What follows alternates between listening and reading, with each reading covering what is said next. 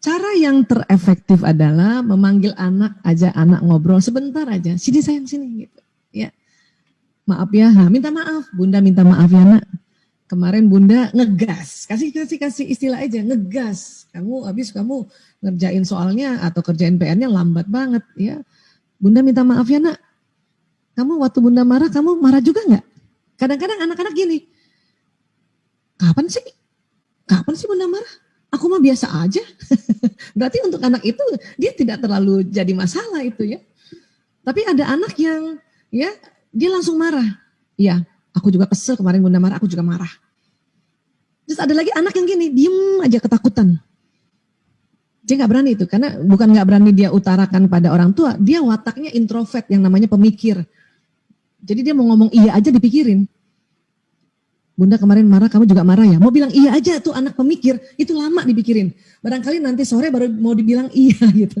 Tapi apapun itu, kalau Bunda merasa, aduh saya keliru nih kemarin, sudah minta maaf.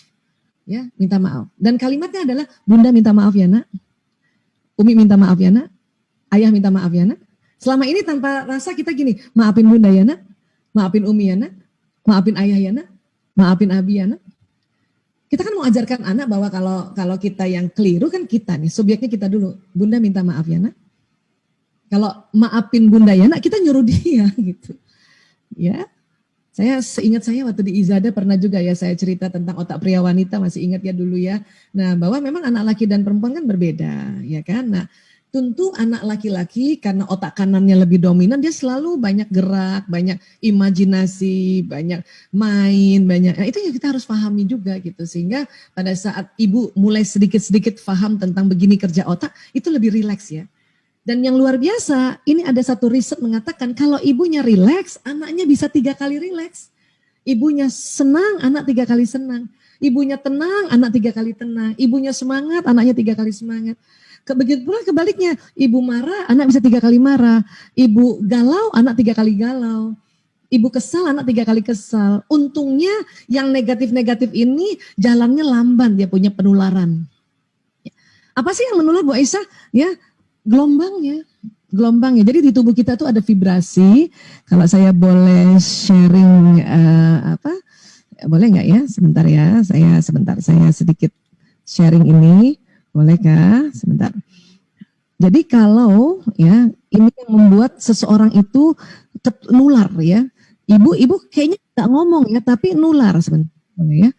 Waktu itu saya kayaknya pernah sempat cerita juga ya waktu di Izada, tapi saya ulang nggak apa-apa ya. Nah, jadi emosi ini kan sudah jalan di badan, ini lewat sistem saraf. Nah, ternyata tubuh manusia bukan hanya badan seluler, ada namanya badan bioplasmik. Tubuh manusia itu keluar cahaya, keluar nur. Atau keluar namanya gelombang elektromagnetik. Dari mana Bu Aisyah keluarnya ini? Dari pembuluh meridian. Ini ada di bawah kulit. Dia bentuknya lubang-lubang, lubang energi. Dia ada pintunya, tapi pintunya bukan buka ketutup atau sliding door gitu. Dia berputar. Berputar kemana? Ke kiri, kayak orang tawaf. Kalau putarannya lancar, sinyalnya lancar keluar. Kalau putarannya lambat, sinyalnya lancar ya keluarnya itu lambat. Dari mana ya? Dari mana sih gelombang ini Bu Aisyah? Dari makanan minuman.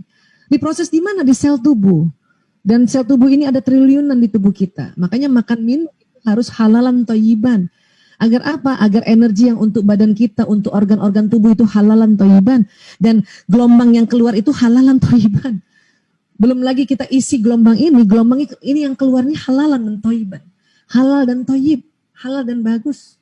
Ya. Nah, apa yang diucapkan itu bisa jalan di badan, tadi kita sudah lihat ya. Dan apa yang kita emosikan ini kan jalan di badan.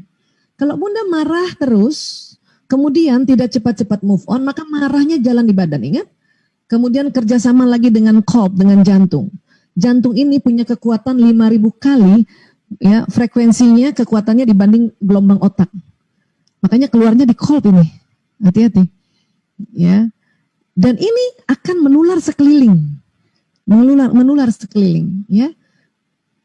Dan kenapa anak 3 kali Bu Aisyah? Karena sinyalnya anak sama dengan bundanya. Kenapa? Karena tempat organ sel yang memproduksi gelombang ini dari sel telur ibu, bukan sperma ayah. Jadi kalau saya, nama saya Aisyah Dahlan itu nama ayah saya. Ya, ibu saya Hermina Ishak. Tapi ini ada namanya mitokondria ya. Mitokondria di tubuh saya yang jumlahnya triliunan itu dari ibu. Artinya sinyal ibu dan saya itu sama deh. Kalau misalnya dianalogikan ya dengan provider ya, ini bukan di endorse tapi hanya analogi. Kalau ibu saya Telkomsel, saya Telkomsel. Nah, saya punya 5, 4 laki 1 perempuan, lanang, prio, kakung, jaler, ragil. Dia punya mitokondria dari saya. Tapi nasab nama pakai nama ayahnya, lanang Sismadi, prio Sismadi dan sebagainya. Berarti saya kalau mau mendoakan itu, makanya doa ibu ke anak itu dahsyat banget, tapi tetap sebut nama bapaknya. Kenapa? Biar sinyal ini pergi ke orang yang kita sebut. Kalau berdoa, dia lebih fokus lagi, lebih paham lagi. Pun kita nggak berdoa, bunda kesel, ini nyebar kanan kiri, depan belakang.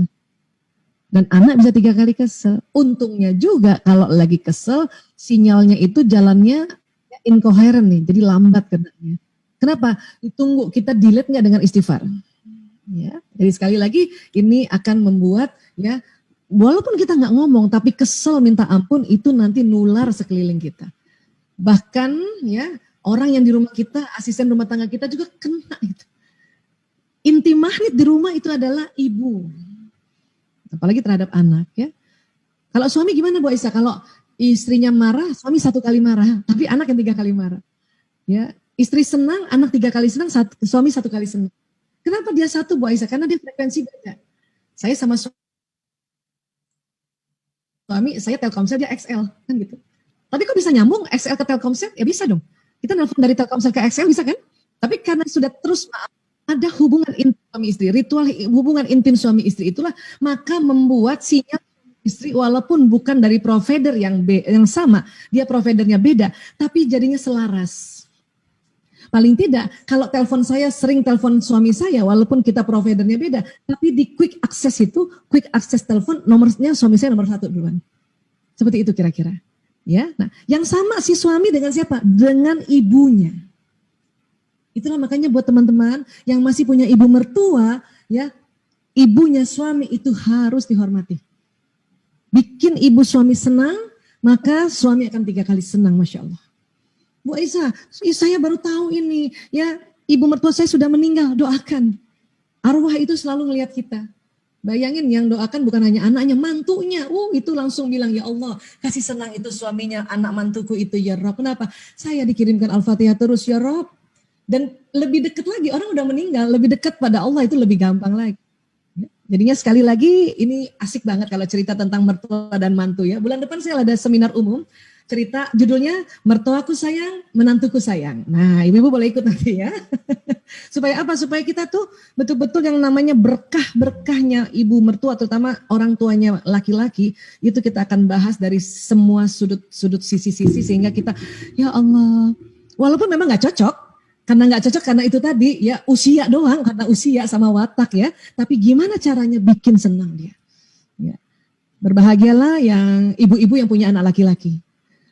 Kenapa? One day kalau punya mantu, mantunya suruh ikut training dulu Bu, supaya ya, ibunya laki-laki ini ya difahami bagaimana apa sampai harus dihormati.